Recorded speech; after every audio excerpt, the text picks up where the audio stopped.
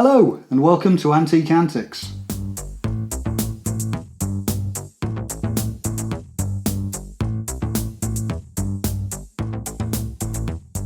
Today we're going to talk about a simple way of reading an English silver hallmark. You know, in all my years at auction rooms, the amount of times I had people bringing a tray of cutlery in thinking they had silver, and we look at it and straight away we can see that it's silver plated. You'd be very, very surprised how often that happened, almost on a daily basis. It's actually quite simple to read a mark in a very basic way. Of course, we could go off into different strands saying it changed in this year or changed in that year, and that becomes more difficult. But today we're just going to look at the very simple basics of it. So, a silver hallmark basically has 4 and sometimes 5 marks. But the 4 basic marks are the maker's mark, the assay mark, which is the town mark, the lion passant, which is on all English silver, and the date letter. So if we just go through those, for instance, the maker's mark, which in reality should be called the sponsor's mark. It doesn't mean this person actually made a spoon or made a cream jug or whatever. It should be called the sponsor's mark. However, we have a maker's mark which is initials or initials plus limited or and son, etc, etc.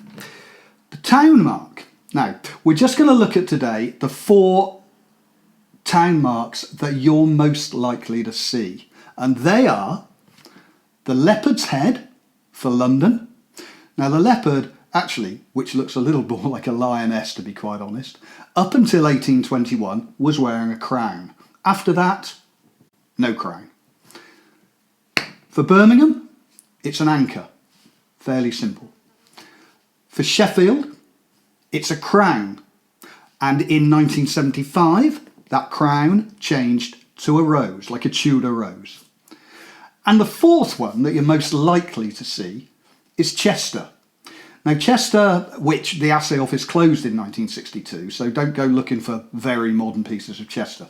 Chester is a shield with 3 wheat sheaves and a sword running down the middle of the sheaves. So they're the 4 you're most likely to see. So that's what we'll focus on when we show you a mark. Now, when we look at those 4 marks, the first thing you have to ascertain on the piece of silver you're looking at is the town, because unless you've got the town, you're going to be all over the place. So the mark we're going to be looking at today, and here it is, has 4 marks. From the left we have JG, which is the mark of Joseph Gloucester. The second mark is the anchor, as we've already said. It's Birmingham. The 3rd mark is the lion passant. Now the lion passant, I always explain it like this. For those in the UK of any age will remember. It's a little bit like the lion that you would have on an egg. 1 paw raised, standing on 3 legs. And the 4th mark, which is the all important one for dating, is the date letter. So, when we look at this mark, imagine that this mark is on a spoon and you want to know how old it is. The first thing you must look at. Now, what town was it assayed in? So, we know 1 mark is the maker's mark, we know 1 mark is the lion passant, we know 1 mark is the date letter. The 4th mark, it's the anchor, so we know it's Birmingham.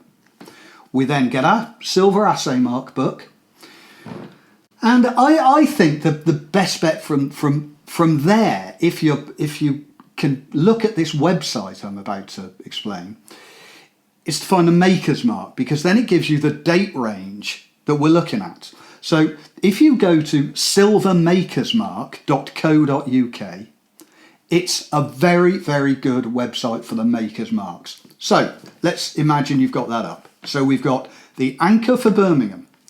We look at the maker's mark, JG. So we know that's Joseph Gloucester when we scroll through all the JGs, because there will be several. We find Joseph Gloucester's mark, and we can see that he used this mark from 1890. And in 1908, the limited, or LTD, was added to JG. So from that, we know that this piece dates from between 1890 and 1908. The final mark we look at, therefore, is the date letter. There are many different shapes of date letters. This is basically just a lowercase h.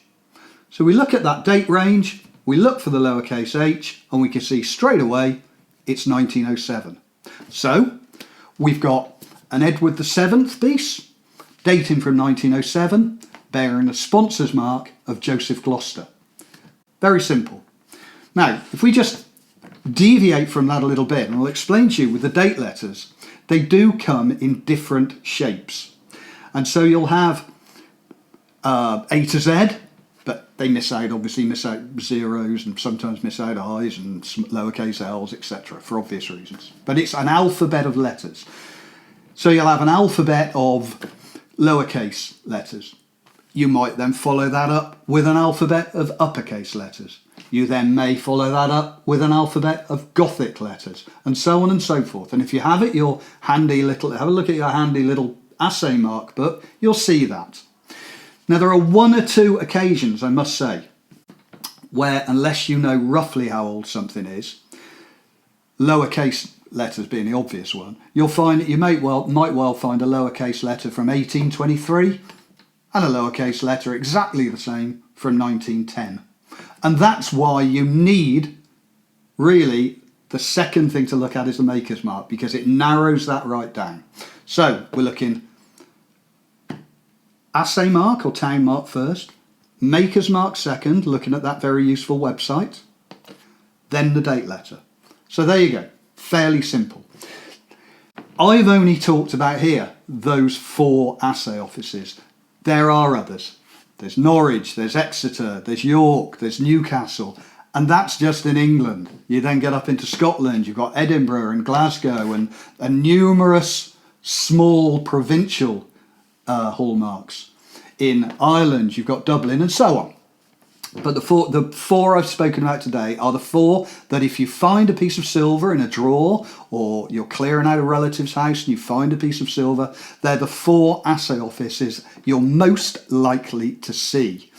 Now, they did make it somewhat easier with the date letters in 1975, when they made the date letters and the alphabet uniform for the remaining assay offices. So in other words, Chester had closed by 1962. So, and we know that Sheffield had changed from a crown to a rose. So they're the 3 you'd be looking at: Birmingham, London, Sheffield. And from 1975, they shared the same date letter. So that makes it much, much easier. But I would say the most likely piece of silver you're likely to find in a relative's drawer, in your own drawer, in the loft or whatever, is probably going to date from between 1880 and 1930. And what we've spoken about today does cover that basically. Now, I said at the start of this that one of the most common things that I used to find in the auction room on a valuation day is people bringing in pieces of silver plate, thinking it's silver. So, have a look at this silver plate mark. There we go. Now, it looks nothing like the silver mark we looked at earlier, but imagine that with 100 years worth of wear and looking at it without your specs on or without an eyeglass. That could look like a silver mark, so it's quite understandable. Now, if we look at the 5 marks in this case on here, the B, the thing next to it, the what looks like a double-ended pastry cutter, and the male-female sex thing are completely irrelevant. Ignore them. The last mark is all we're going to look at here, because there's something there that tells you straight away it's not silver. And that is, it's meant to look like a maker's mark or sponsor's mark. But look at it. It's on its side, but look at it. We'll flash it up again now. JGEP. Now, JG is the maker's mark. It's inconsequential in this particular case. But EP stands for electroplate, which means it's plated. So there was no doubt at this point in time when these sort of marks were being used, in my eyes there was no doubt, that companies producing silver plate were trying to make you think they look like a silver mark. But look for those things. Look for EP on there, or EPNS, or EPBM, which is electroplated Britannia metal. Look for those things. As soon as you see EP, the panic will start, and you look at it, then start looking for any wear on it, and if it shows a little bit yellow underneath, that's the brass showing through, or the nickel below showing through, it's not silver. So EP, you really should know straight away it's not silver. Anyway, so there we go. To end, I'm going to just say, remember the order we look at things. First we look at the town mark, then we look at the maker's mark, then we look at the date letter. The line percent has to be there. So those three in that order. Get your book, off you go. Simple as. See you next time.